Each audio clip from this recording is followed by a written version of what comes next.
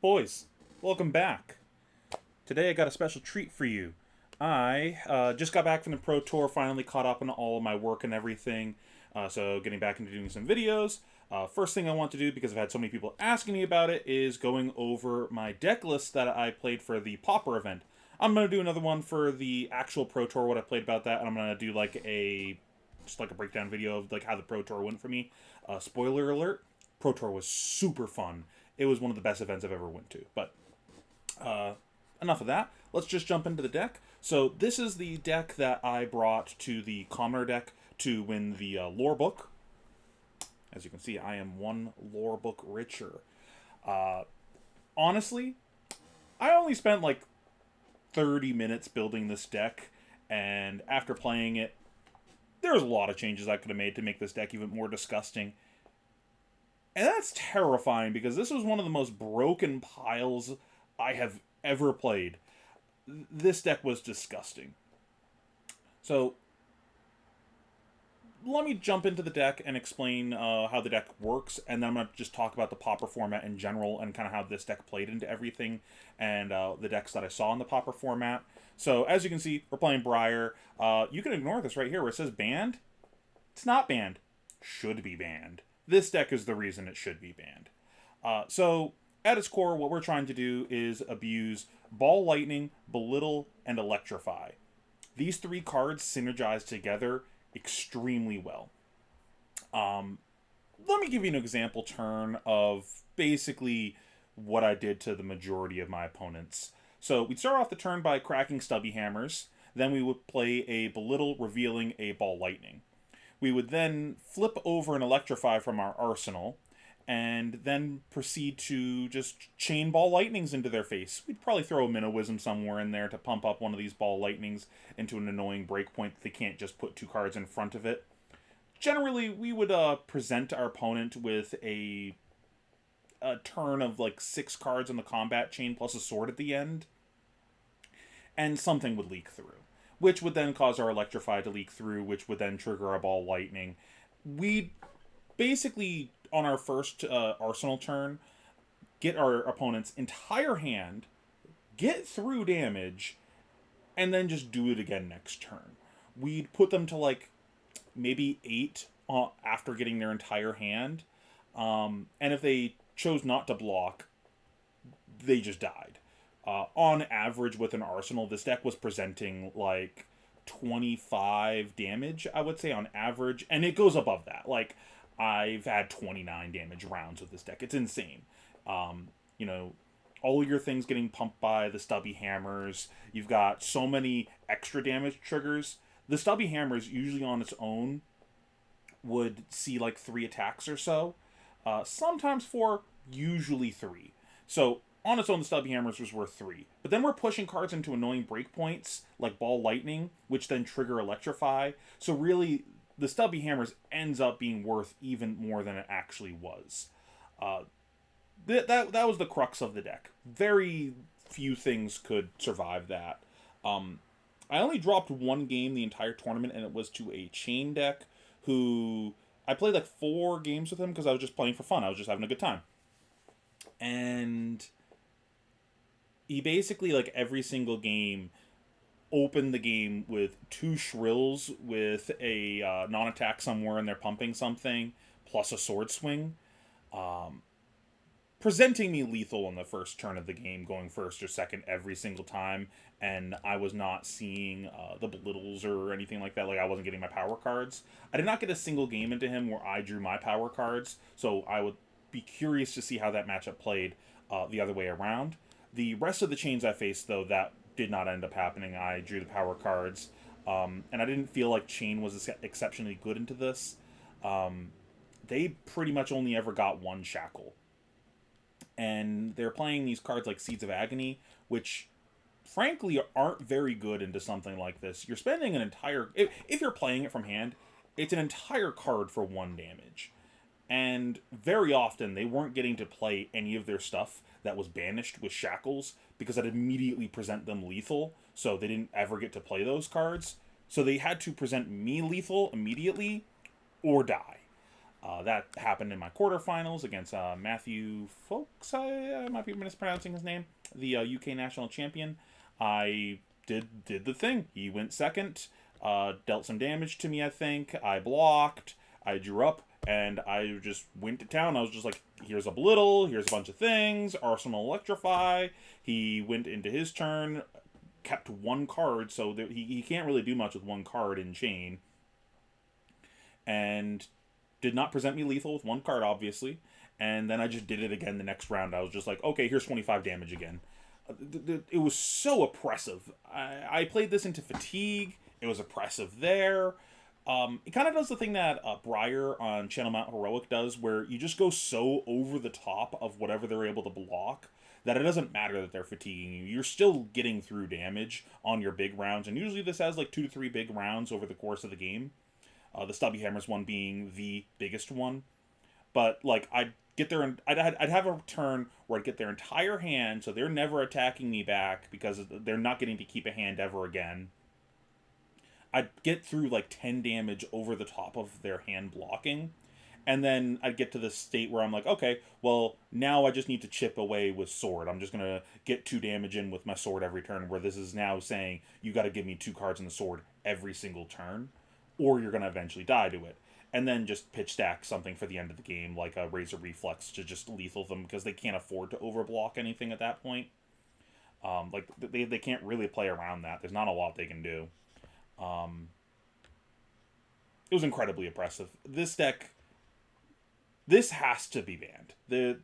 I don't really see any way to really have any counterplay into this. The only games that felt close were the ones where I drew poorly and my opponents drew exceptionally well. And as soon as I got them to start blocking, the game ended instantly because then I just chain hands into them. Fatigue doesn't work into this. The only thing that I see working into this is an even faster, more aggressive deck. But then you're just saying that the format's an arms race of who's playing the most degenerate deck possible. Where if the only thing that beats a 29 damage turn 1 is a 30 damage turn 1, that's not good. That's not what you want out of a format. If I had to choose something, I think Ball Lightning needs to go.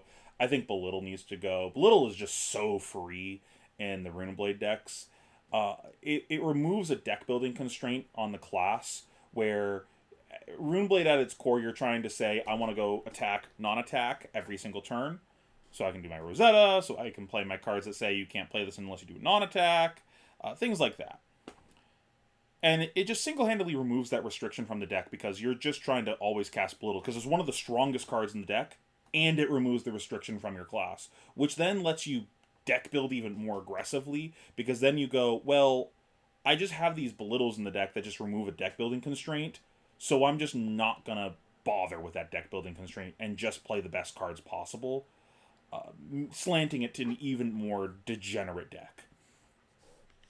I don't think Seasoning's going. I don't think Chain is actually a problem, especially if you get rid of Belittle. I think it's fine. I think that it has counters like Fatigue.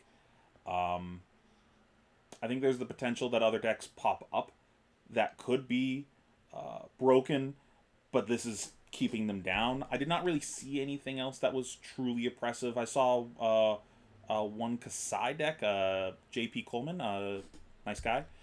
He was playing Kasai, and that seemed very good. And I was looking at the deck afterwards, just trying to build one up for like an armory event. And the deck seems pretty good, but nowhere near as crazy as this can be. So, and it's the type of thing that you can just fatigue it out of reds. I don't know if you guys can think of anything else that's really broken in the format. I'd love to hear it because I'm interested to see what might pop up if this gets removed. I could see maybe Stubby Hammers being something that needs to go away. Funnily enough, that wasn't even originally in the deck. It wasn't until the BNR update where they said that Stubby Hammers will be banned on the next set that I was like, never even considered that card. I'm already on a little Minnowism Ball Lightning plan.